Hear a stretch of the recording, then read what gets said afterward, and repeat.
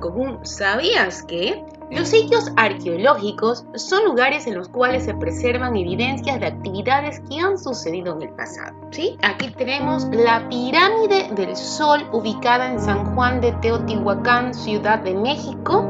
Aquí estoy yo, ¿sí? Como yo les había comentado anteriormente, yo realicé mis estudios en México y tuve la oportunidad de conocer este sitio arqueológico impresionante, poder observar este tipo de pirámides. Ahora, continuamos. Responde la pregunta en una hoja.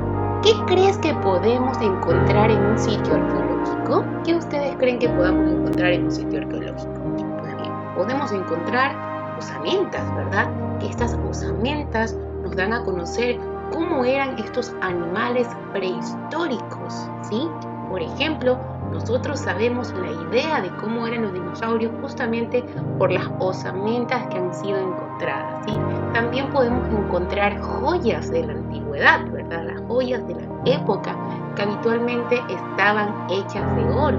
También podemos encontrar este tipo de arquitectura prehistórica que son las pirámides, como las que yo le acabé de mostrar, o estas que son las pirámides de Egipto, ¿sí? Y por supuesto los jeroglíficos, que era el lenguaje con el cual se comunicaban diferentes culturas prehistóricas, ¿sí? Muy bien, ahora, los sitios arqueológicos. En América Latina, los vestigios de estas civilizaciones se encuentran en varios puntos del continente, enmarcados en zonas naturales. Recorrerlos permite intuir el esplendor de unas civilizaciones perdidas en el tiempo. México, Colombia, Perú y Ecuador son algunos de los países que conservan los vestigios de civilizaciones precolombinas, como los mayas, los incas y los aztecas. La ciudad maya de Tikal, en Guatemala, las majestuosas ruinas del Machu Picchu, en Perú, o las ruinas de Chichén Itzá, la capital más importante de la cultura maya, localizada en Yucatán, en México. Son algunas de las más representativas del continente. Ecuador también conserva, en varios puntos de su geografía, los restos y cimientos de importantes civilizaciones preincaicas, como el Museo del Sitio de Tulipe, las ruinas de Cochasqui, las ruinas de Incapirca, la comuna de Agua Blanca en Manabí, el complejo de Pumampungo de Cuenca o el Rumicucho en la mitad del mundo, ¿sí? Lee sobre los españoles en Andinoamérica Ecuatorial, en el texto integrado de estudios sociales del sexto año de educación general básica media, desde la página 16 hasta la página número 20. Y vamos a pasar a leer justamente estas páginas para poder desarrollar nuestras actividades del día de hoy. Españoles en Andinoamérica Ecuatorial. Los primeros pasos. La llegada de los españoles a Andinoamérica Ecuatorial no fue tan sorpresiva para sus pobladores.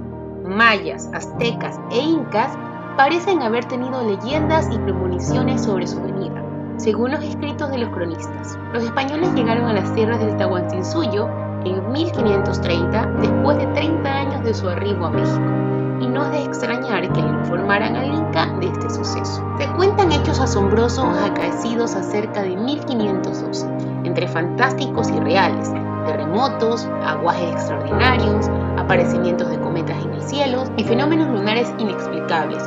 Lo cierto es que los indígenas recibieron temerosos a los españoles. La colonia. Se conoce con el nombre de colonia o época colonial al periodo histórico americano de aproximadamente 4 siglos, durante los cuales la cultura europea fue infiltrándose en la americana, desplazando, aunque no totalmente, las características indígenas. Alianzas y resistencias. Los españoles ni siquiera lo pensaron, pero uno de sus mejores aliados en la conquista tuvo la forma de virus y bacteria. Llegaron con ellos y nativos no tenían defensas para combatir enfermedades como la viruela, el sarampión o la gripe. Aquí podemos ver una imagen de cómo fallecían los indígenas víctimas de la viruela. Incluso antes de que el conquistador Pizarro llegara a las costas de Andinoamérica Ecuatorial, una enorme cantidad de población del Incario murió por enfermedades, para las cuales no tenían remedio. Fue la primera evidencia de que el mundo estaba cambiando. Por otro lado, recordemos que la invasión inca había provocado resentimientos en algunos señoríos. Estos creyeron vengarse del Inca apoyando a los conquistadores. Se conoce, por ejemplo, que los cañaris apoyaron a los conquistadores en su avance hacia Quito. Pero también hubo resistencia. La lealtad del general Rumiñahui obstaculizó de muchas maneras la marcha de los conquistadores sobre Quito. Según el sociólogo Luis Lozano, varias comunidades con sus jefes se sumaron a la tarea de impedir el avance de los pocos soldados al mando de Sebastián de Benalcázar. Las crónicas nos hacen conocer que hubo muchas celadas organizadas para acabar con los invasores, pero no lograron detener a los conquistadores que llegaron a Quito.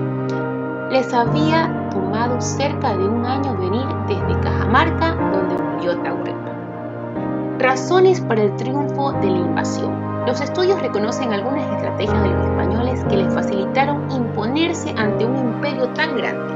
Y tenemos 5 puntos. El primer punto nos dice: la guerra entre Atahualpa y Huáscar había terminado hace poco tiempo y sus consecuencias estaban frescas. Punto número 2.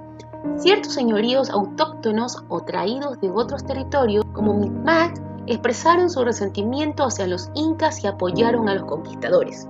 Punto número 3. Pizarro recibió el apoyo de ciertas élites cusqueñas que buscaban reivindicarse de la derrota de Huáscar. Punto número 4. La sorpresa que constituyó la prisión y la muerte de Atahualpa resquebrajó la estructura centralizada del imperio que dejó a sus súbditos atónitos. Y punto número 5. El armamento utilizado por los conquistadores frente al usado por los nativos era superior. ¿Sí? El orden colonial. Tras el aspirado tesoro.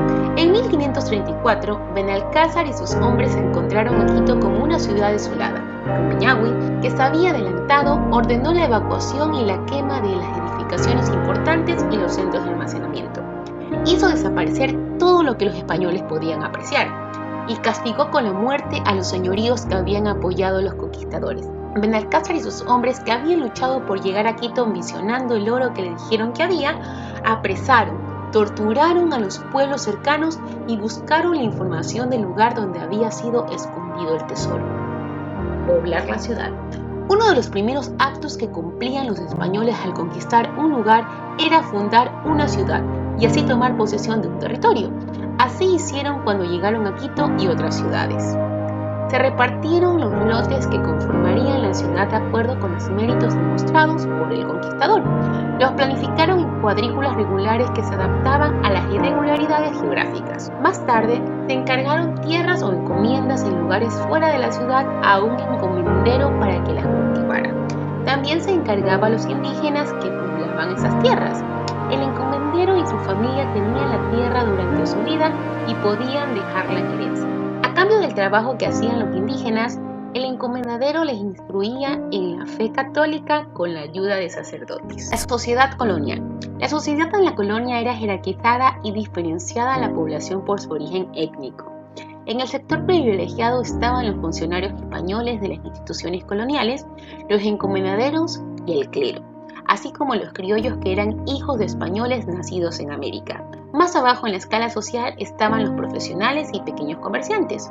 Le seguía la plebe, la mayor parte de la población urbana, constituida por un grupo multiétnico en el que se incluían los hijos de españoles e indígenas llamados mestizos. Este grupo tenía a su cargo labores artesanales y agrícolas. Debajo de ellos estaban los indígenas. Tenían leyes especiales y estaban vinculados con el trabajo como mitallos en las minas, encomiendas y talleres de tejidos, llamados obrajes. Vivían en pueblos y comunidades propias. A pesar de no ser los más numerosos, la base de la pirámide social lo ocuparon las personas esclavizadas que fueron traídos después de la conquista a la fuerza desde África para trabajar en toda América, como veremos más adelante. Y bueno, a continuación vamos a ver la pirámide de las clases sociales en esta época de la colonia. Como acabamos de leer, en primer lugar se encuentran los españoles, ¿sí? Después vienen los criollos, seguido de los mestizos, mulatos, zambos, después los indígenas y hasta la base, los africanos y sus descendientes. La República de Blancos y la República de Indios. Para seguir un orden, el Estado colonial se dividió en la República de Blancos y una República de Indios. La clasificación respondía al origen étnico de las personas. A los indios se los consideraba como menores de edad que debían ser cuidados, guiados y protegidos. Esta separación en república suponía leyes, derechos y obligaciones especiales y el uso de espacios diferentes. Así, los que pagaban tributo eran los indígenas y se esperaba que los blancos no ingresaran a sus poblaciones. Muy Bien, hemos terminado de leer las páginas 16 hasta la página 20 del texto integrado del sexto año de Educación General Básica. Ahora, vamos a realizar una lluvia de ideas en tu cuaderno sobre los españoles en Andinoamérica Ecuatorial. Primero, una lluvia de ideas es todo lo que se te pueda ocurrir de acuerdo a lo que acabamos de leer, ¿sí? Por ejemplo, a mí se me ocurre que los incas presentían o sabían que iban a llegar a los españoles. También las enfermedades fueron aliadas de los españoles y los incas no tenían defensas para las nuevas enfermedades, ¿sí? Este es mi ejemplo de lluvia de ideas.